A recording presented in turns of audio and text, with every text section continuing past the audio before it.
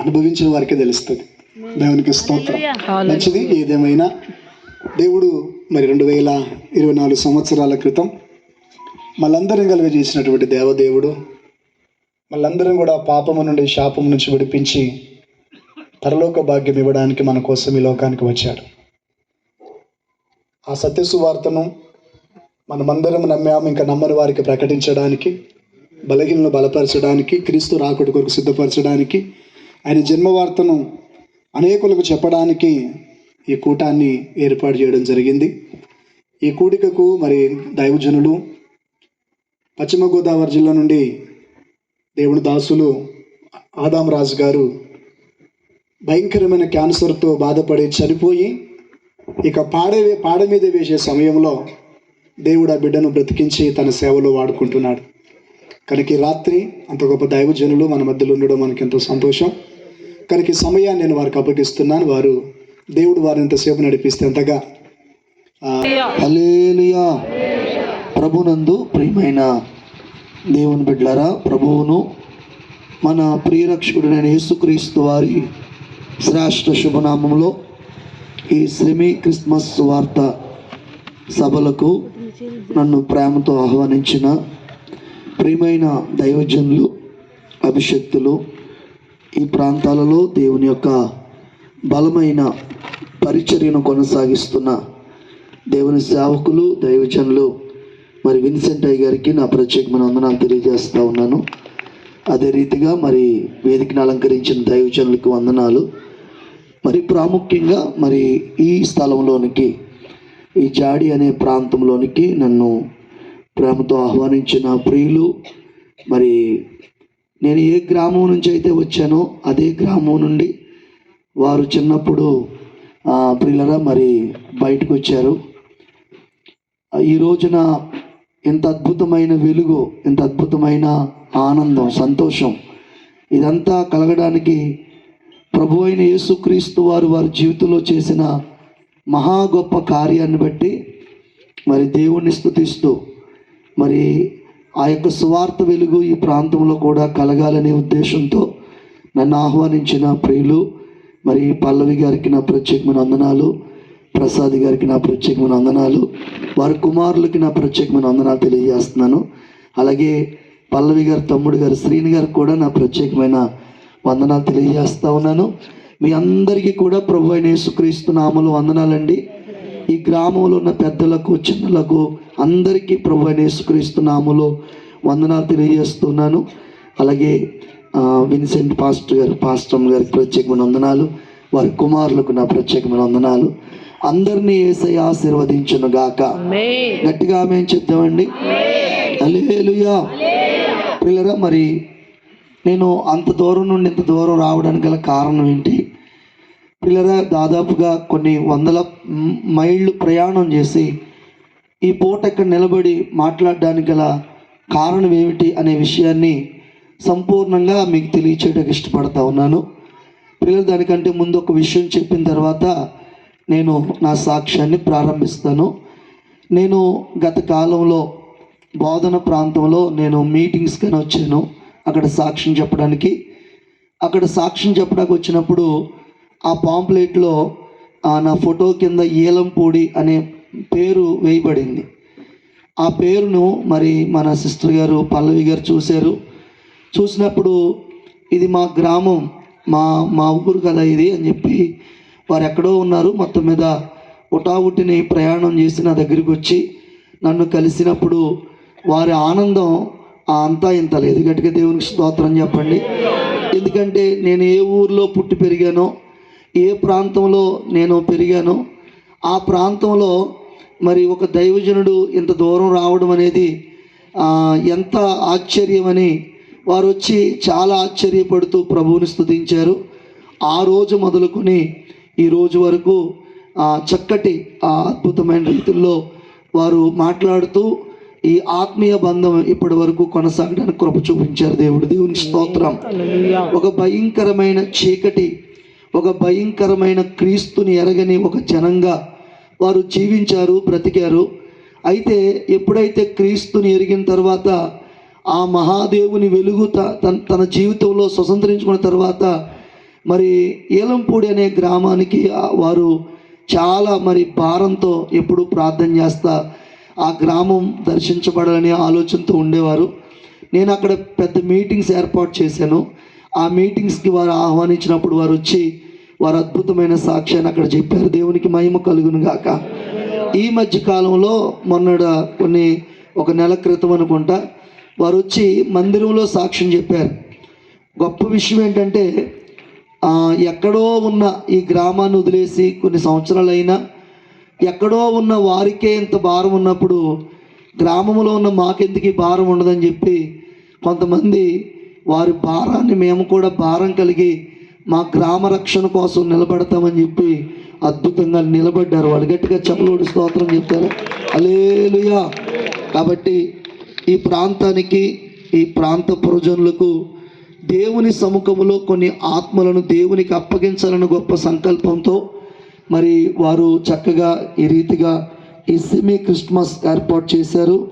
మరొకసారి వారికి నా నిండు కృతజ్ఞత వందనాలు వారి కుటుంబం అంతటికీ తెలియచేస్తా ఉన్నాను. ప్రియులరా, మరి ఈ సమయంలో నా సాక్ష్యాన్ని ప్రారంభిస్తాను. దేవుని పరిశుద్ధ గ్రంథంలోంచి ఒక్క మాట మనం చదువుకుందామండి. కీర్తనల గ్రంథము 103వ కీర్తన 4వ చరణం. కీర్తన గ్రంథము 103వ కీర్తన 4వ చరణం. సమాధిలో నుండి నీ ప్రాణమును విమోచించుచున్నాడు. చాలండి. ఈ మాట నా జీవితాన్ని ఎంత ప్రభావితం చేసిందో, ఈ పూట ఇక్కడ నిలబడి మాట్లాడడానికి ఆధారమైందో, కారణమైందో, ఈ మాట నా జీవితాన్ని ఏం చేసిందో అనే విషయాన్ని పరిపూర్ణంగా మీకు తెలియజేయడానికి ఇష్టపడతా ఉన్నాను.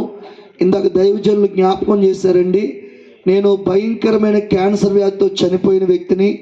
నా కొరకు రోడ్డు మీద పాడి కట్టబడింది, శ్మశానంలో గొయ్యితవ్వబడింది, శవస్నానం చేయించడానికి నీళ్లు కూడా సిద్ధపరిచారు. తీసుకెళ్ళి పాతి పెట్టేద్దాము అన్న సమయంలో సాక్షాత్తుగా ప్రభువు అయిన యేసుక్రీస్తు వారు ఆయన చేయి చాపి చచ్చిపోయి నన్ను తిరిగి మరలా బ్రతికించారు. గట్టిగా దేవుని స్తోత్రం చెప్తామండి. హల్లెలూయా. అది ఎలా జరిగిందో, ఏ విధంగా జరిగిందో ఈ రాత్రి నేను చెప్తున్నాను. కేవలం సభలో ఉన్నవారే కాదు, కానీ ఇళ్ళ దగ్గర కూడా చాలామంది మాటలు వింటూ ఉన్నారు. కాబట్టి ఖచ్చితంగా మీ మనస్సు, మీ ఆలోచన కాస్త ఈ సభ వైపు పెడితే ఈ రాత్రి ప్రతి ఒక్కరితో యేసై మాట్లాడబోతా ఉన్నాడు. ఈ రాత్రి ప్రతి ఒక్కరిని యేసై దర్శించబోతా ఉన్నారు. ఆయన కృపచేత మనల్ని బలపరచబోతా ఉన్నారు. హల్లెలూయా. ఒక పాట పాడిన తర్వాత నేను సాక్ష్యంలోకి వెళ్తాను. హల్లెలూయా, హల్లెలూయా, హల్లెలూయా. నీ కృపలోనే మమ్మో బ్రతికించావు, నీ కృపలోనే మమ్మో నడిపించావు. కృప కలుగునుగాక, కృప కలుగునుగాక, కృప కలుగునుగాక, కృప కలుగునుగాక. నీ కృపలోనే మమ్ము బ్రతికించావు, నీ కృపలోనే మమ్ము నడిపించావు, నీ కృపలోనే మమ్ము బ్రతికించావు, నీ కృపలోనే మమ్ము నడిపించావు. కృప కలుగునుగాక, కృప కలుగునుగాక, కృప కలుగునుగాక, కృప కలుగునుగాక. చప్పట్లు కేసరి నామాన్ని కనుకొడుతాం.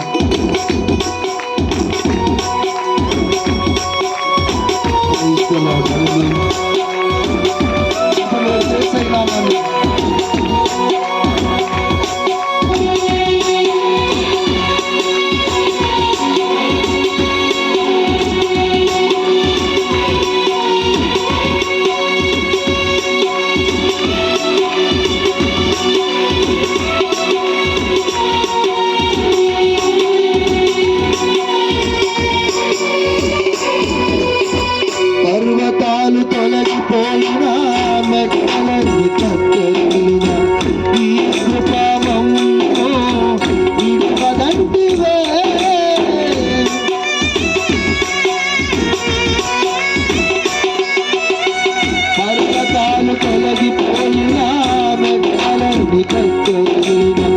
నీ కృపవంతో విడువదంటివే, కృపలోనే మమ్ము దాచావయ్యా, కృపలోనే మమ్ము దాచావయ్యా, నీ కృపలోనే మమ్ము దాచావయ్యా, నీ కృపలోనే మమ్ము దాచావయ్యా. కృపగలుగునుగాక, కృపగలుగునుగాక, కృపగలుగునుగాక, కృపగలుగునుగాక. చప్పట్లు కొడుతూ యేసు నామాన్ని కనపరుద్దాం.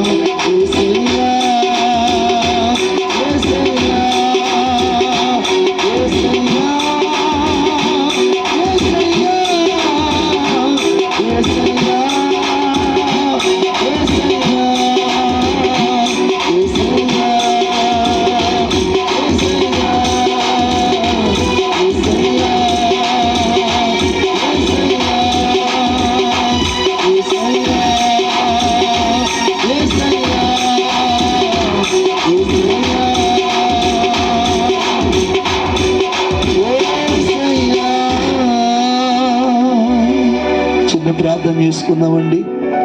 మహాపరిశుద్ధుడును ప్రేమ కలిగిన మా తండ్రి, కృపా సత్య సంపూర్ణమైన మా యేసయ్య, 2024 సంవత్సరాల క్రితం ఆ ఆకాశ వైభవాన్ని విడిచిపెట్టిన ఆయన ఈ లోకానికి విచ్చేసి మానవ బ్రతుకులు మట్టి బ్రతుకులమైన మా జీవితాల్లో జన్మించడానికి, ఉదయించడానికి నువ్వు చూపిన గొప్ప కృప కొరకై స్తోత్రాలు అయ్యా.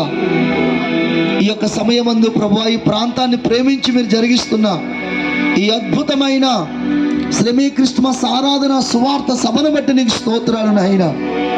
ఈ రాత్రికాల సమయంలో నిలబడుతున్న నేను వట్టివాణ్ణి, మట్టివాణ్ణి ప్రభు, నేల మట్టుకు తగ్గిపోతున్నానయ్యా. నీ నామం మాత్రమే ఘనపరచబడాలి, నీ నామం మాత్రమే హెచ్చించబడాలి, నీవు మాత్రమే ప్రకటింపబడాలి ప్రభువా. అట్టి కృపాసహితమైన కార్యం ఇక్కడ జరిగించి మహిమ మీరు పొందమని యేసు దివ్యనామములో ప్రార్థించి అడిగి పొంది ఉన్నాము తండ్రి.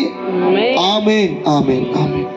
మంచిది పిల్లరా, అందరూ నా వైపు చూస్తూ కాస్త మనసు వైపు పెట్ట. రాయి కుదురు అనే గ్రామం అండి. ఆ గ్రామంలో మా తల్లిదండ్రులకు మేము 5గురు సంతానం, 5 కూడా మగపిల్లలమే, ఆడపిల్లలు లేరు. మా నాన్నగారు మా అమ్మగారు కూడా చేసే వృత్తి ఏంటంటే, అంటే చేతి పని ఏంటంటే మగ్గం నేస్తూ ఉండేవారు, నేత నేస్తూ ఉండేవారు. ప్రియమైన వాళ్ళరా, మనకు కులాలతో పని లేదు, కానీ మీకు అర్థమవటం కోసం చెప్తా ఉన్నాను. నేను పద్మశాలి కులానికి చెందినవాడిని. ప్రియులరా, మా నాన్నగారు మా అమ్మగారు కూడా మా చిన్నప్పటి నుంచి, మా ఊహ ఎరిగినప్పటి నుంచి కూడా వారు ఆ పనిని కొనసాగిస్తూ నేత పని మీదే వారు ఆధారపడి బ్రతుకుతూ ఉండేవారు. మా నాన్నగారు 9 చీరలు నేయడానికి ప్రియులారా దినాల్లో 14 రోజులు పట్టేది. ఈ 9 చీరలు నేసిన తర్వాత డబ్బులు ఎంత వచ్చాయంటే 250 రూపాయలు వచ్చాయి. ఈ 250 రూపాయలతో మా కుటుంబం గడవడం ఆ దినాల్లో చాలా భయంకరమైన కష్టతరంగా ఉండేది. చేనేత కార్మికులు అనబడిన వారికి సరైన డబ్బులు లేక విపరీతమైన కరువు మమ్మల్ని పాలన చేస్తూ ఉండేది. ఆ సమయాల్లో ప్రియమైన దేవుని బిడ్డలారా, మా జీవితంలో కేవలం వారానికి ఒక పూట భోజనం చేస్తే మిగతా రోజులన్నీ పస్తులే ఉండేవాళ్ళం. మా మేనత్త రైస్ మిల్లో పనిచేసేవారు. ఆవిడ వస్తూ నూకలు తీసుకొస్తే ఆ నూకల్ని మా అమ్మ ఉప్పేసి ఉడకబెట్టి ఇది ఉప్మారా అంటే నిజమే కామోలు అని చెప్పి అది తిని మా ఆకలి తీర్చుకుంటూ మా రోజులు కొనసాగించుకుంటూ ఉండేవాళ్ళం. అలాంటి పరిస్థితుల్లో ప్రియమైన దేవుని బిడ్డలారా, అలాంటి జరుగుతున్న సమయంలో మాకు ఎప్పుడైనా సంతోషం కలిగిన సందర్భాలు, ఆనందపడిన సందర్భాలు ఉన్నాయంటే పండగలు వచ్చినప్పుడు మేము చాలా సంతోషించేవాళ్ళం. కారణం ఏంటంటే ఆ పండగ దినాల్లో ఈ నేత నేర్పించుకునే సావుకారులు కాస్త కొంచెం డబ్బులు ఎక్కువ ఇచ్చేవారు. ఆ డబ్బులతో మా ఇంట్లో పిండి వంటలు చేసేవారు. మేము అనుకునే వాళ్ళం ఈ 4 రోజులు ఇలాగే ఉంటే బాగుండు, ఇలాగే జరిగితే బాగుండని మేము చాలా సంతోషపడేవాళ్ళం, సంబరపడేవాళ్ళం. కానీ ప్రియులారా 4 రోజులు గడిచిన తర్వాత యథావిధిగా మరలా మా జీవితంలో కరువు అనేది మమ్మల్ని పాలన చేస్తూ ఉండేది. ఈ మాదిరిగా మా రోజులు గడుస్తున్న క్రమంలో మా నాన్నగారు మమ్మల్ని పెంచడం కోసం చెయ్యని ప్రయత్నం అంటూ ఉండేది కాదు. ప్రియమైన వాళ్ళలో మా ఊరికి 7 కిలోమీటర్ల దూరంలో దగ్గులూరు అనే ఒక ఊరు ఉంది. ఆ ఊర్లో ఈ నూలుకి రంగులు అద్దటం అనే పని నేర్పిస్తున్నారంటే మా ఊరు నుంచి ఒక 10 మంది వెళ్ళారు. ఆ 10 మందిలో మా నాన్నగారు కూడా వెళ్ళారు. 10 రోజులు అక్కడ పని నేర్పించారు. అయిపోయి ఇంటికి వచ్చేస్తూ ఉంటే ఆ యజమాని గారు మా నాన్నగారిని పిలిచి 300 రూపాయలు చేతిలో పెట్టారు. మా నాన్నగారికి ఆశ్చర్యంగా చూస్తూ ఉన్నారు. అయ్యా, ఈ 10 రోజులు పనిచేసినందుకు ఇచ్చారా ఈ డబ్బులు అంటే, లేదు రోజుకి 300 రూపాయలు ఇస్తాను, ఇంకా నువ్వు బాగా పనిచేస్తే ఎక్కువ డబ్బులు ఇస్తానంటే మా నాన్నగారు ఆనందానికి అవధులు లేవండి. కారణం ఏంటంటే ఆ దినాల్లో కూలి పని ఎంత ఉండేదంటే 30 రూపాయలు ఉండేది, ఇంకెక్కువ అంటే 50 రూపాయలు ఉండేది. కానీ ఎప్పుడైతే ప్రియులరా 300 రూపాయలు చేతిలో పడ్డాయో మా నాన్నగారు చాలా సంతోషంగా సంబరంగా, ఆ రోజు శనివారం పాలకొల్లో మార్కెట్ జరుగుతుంది, నేరుగా మార్కెట్కి వెళ్ళి ప్రియులరా ఒక సంచి నిండా రైస్ తీసుకొని మరొక సంచి నిండా కాయగూరల సరుకులు తీసుకొని సాయంత్రం 5 కావస్తా ఉంది. మా ఇంటికి ఆ మాత్రం దూరంలో నిలబడ్డారు. మా అమ్మ చూస్తూ ఏడుస్తూ ఉంది. దగ్గరికంట వచ్చిన తర్వాత మా అమ్మను అడుగుతూ ఉన్నారు, ఎందుకు లక్ష్మి ఏడుస్తున్నావు, ఏమైందనంటే మా అమ్మ చెప్తుంది, ఇలాంటి ఒక రోజు నా జీవితంలో వస్తుందని కానీ నేను చూస్తానని కానీ ఎప్పుడూ అనుకోలేదండి అని చెప్తా ఉంది. కారణం ఏంటంటే ప్రియులరా, మా చేతికి రూపాయి ఇచ్చి కొట్టు దగ్గరికి వెళ్ళి మనుషులు పట్టరా, కారం పట్టరా, ఉప్పు పట్టరా అంటే ఆ కొట్టు వాళ్ళ డబ్బులు మా మొఖాన్ని వేసి కొట్టేవారు, ఏమత్తా ఇట్లుగా అని చెప్పి ఎంత వస్తే అంత ఇవ్వండి అని బతిమాలుకుని తెచ్చుకున్న బాపతే తప్ప ఏనాడు కూడా సమృద్ధిగా తీసుకొచ్చిన రోజులు మా జీవితంలో లేవు. ఆ రోజు నా విధంగా తీసుకురావడం నిజంగా మాకు చాలా సంతోషం అనిపించింది. 5గురిని లైన్గా కూర్చోబెట్టి ఆ రాత్రి మంచి వంట చేశారు మా అమ్మగారు. చక్కగా అన్నం వడ్డిస్తూ చెప్తుంది, అరే నిన్నటిదాకా నూకలతోనే కడుపు నింపుకున్నారు కానీ ఈ పూట మంచి అన్నం దొరికిందిరా, జాగ్రత్తగా భోంచేయండిరా అంటుంటే మా కన్నీళ్ళు ఆగట్లేదు. కారణం ఏంటంటే నిన్న నూకలు అన్నమే తిన్నాం, మొన్న నూకలు అన్నమే తిన్నాం, ఇవాళంటి అన్నం దొరికింది ఇలాగే ఉంటుందా, మరలా పరిస్థితులు మారిపోతాయని మా కన్నీళ్ళే ఆ ప్లేట్లో పడుతుంటే వాటిని ముద్దలుగా చేసి తింటూ సంతోషపడ్డాం, సంబరపడ్డాం, ఆనందపడ్డాం. కానీ ఆ సంతోషం ఆనందం ఎన్ని రోజులు ఉందంటే కేవలం 3 నెలల ముచ్చటగానే మిగిలిపోయింది. కారణం ఏంటంటే పిల్లరా, మా నాన్నగారితో పాటు 9 పనికి వెళ్ళేవారు. పని అయిపోయిన తర్వాత వారు వచ్చేస్తున్న క్రమంలో ఇప్పుడంటే ఎక్కడ పడితే అక్కడ బ్రాందీ షాపులు ఉన్నాయి, కానీ అప్పట్లో సారా దుకాణాలు ఉండేవి, నాటు సారా తీసి అమ్మేవారు. ఈ 9 ఆ దుకాణంలోకి వెళ్ళి త్రాగుతుండేవారు. మా నాన్నగారు బయట కూర్చునేవారు. ఒక రోజున అన్నారు, నువ్వు బయట కూర్చోవడం ఎందుకు, మాతో పాటు లోపల రమ్మని చెప్పి లోపలికి వెళ్ళిన తర్వాత వారు త్రాగుతుంటే చూస్తున్నాడని నెమ్మదిగా వారు త్రాగేది మా నాన్నగారికి పట్టించడం మొదలుపెట్టారు. వారేమో కొద్దో గొప్ప త్రాగి ఇంటికి వచ్చి భార్య బిడ్డలతో బాగానే ఉండేవారు, కానీ మా నాన్నగారు అప్పుడే అలవాటు చేసుకున్నారేమో చేతిలో ఉన్న డబ్బులన్నీ చెల్లాచెదురుగా జల్లేసేవారు. అక్కడున్న వారికి ఆ త్రాగుడు పొయిపించేవారు. మా నాన్నగారికి ఒక సైకిల్ ఉండేదండి, ఈ మాత్రం వెడల్పున బల్ల సైకిల్ ఉండేదన్నమాట.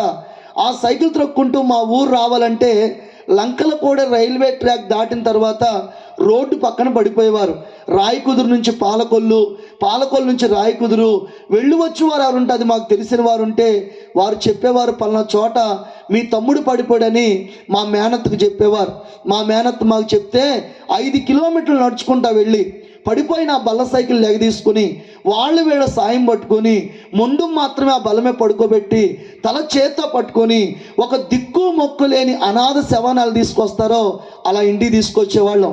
ఇంటికి తీసుకొచ్చిన తర్వాత పిల్లలు ఇక్కడ నుయ్యి అంటారా బాగుంటారు బావి, ఆ బావి దగ్గర కూర్చోబెట్టి బింది మీద బింది నీళ్లు పోసి మత్తు దిగేదాకా నీళ్లు పోసి మత్తు దిగిన తర్వాత తల్లినలుగురు కూర్చుని ఏడ్చేవాళ్ళు. నానా నిన్నటిదాకా డబ్బులు ఇవ్వని ఏడ్చాం, నిన్నటిదాకా ఆకలిని ఏడ్చాం, ఈ పూట 4 రూపాయలు తీసుకొస్తున్నాం, కడుపు నిండా అన్నం తింటున్నాం, ఇదేంటి పరిస్థితి నాన్న అని ఏడుస్తూ ఉంటే మా నాన్నగారు మా నెత్తి మీద చెప్పేవారు, మీ మీదొట్రా ఇంకెప్పుడు నేను త్రాగను, ఇదే చివరి రోజు అని యథావిధిగా మరలా త్రాగుడికి వెళ్ళిపోతూ ఉండేవారు. మా నాన్నగారు వస్తున్నారంటే చాలు ఐదుగురం కూడా 5 చోట్లుగా పారిపోయేవాళ్ళం. మా అమ్మగారిని విపరీతంగా కొడతా ఉండేవారు. అలాంటి భయానకమైన పరిస్థితుల్లో ప్రియులరా మా కుటుంబం కొనసాగుతున్న క్రమంలో గవర్నమెంట్ వారు మమ్మల్ని ప్రేమించి 3 సెంట్లు స్థలం ఇచ్చారు. వారే చుట్టూ కూడా ఫౌండేషన్ వేశారు. కొన్ని డబ్బులు చేతికిచ్చి గోడ కట్టుకోమన్నారు. ఆ డబ్బులను కూడా మా నాన్నగారు త్రావుడిగా ఉపయోగించేశారు.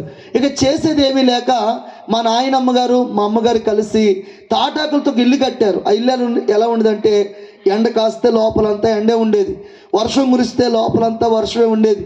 అర్ధరాత్రి అపరాత్రి వర్షం వస్తే మా అమ్మగారు మమ్మల్ని అందరినీ ఒక మూలక చేర్చి తాను మాత్రం వర్షంలో తడుస్తూ కోడి తన పిల్లలను ఏ రీతిగా రెక్కల కింద భద్రపరుస్తుందో అలాగున మమ్మల్ని భద్రపరుచుకుంటూ వస్తూ ఉండేవారు. ఈ రీతిగా మా రోజులు గడుస్తూ ఉన్నాయి. పిల్లల మా గ్రామంలో ఇప్పటికీ కూడా చేనేత కార్మిక సొసైటీ అని ఒకటి ఉందండి. అక్కడ పనిచేసే కొంతమంది వ్యక్తులు మా ఇంటికి వచ్చి మా వాతావరణం చూసి వీడు చూస్తే త్రాగుబోతు అయిపోయాడు, ఈ పిల్లల్ని ఇలా వదిలేశాడు, మన మీద ఒకటి చేద్దామని చెప్పి వాళ్ళందరూ కూడా సందాలు పోజేసుకుని గోడ కట్టించడం ప్రారంభించారు. గోడ పూర్తయిపోయి పైన వాసాలు వేశారు. బంగాళా పెంకి రప్పించి గుమ్మాలో పెట్టి మా నాన్నగారిని పిలిచారు.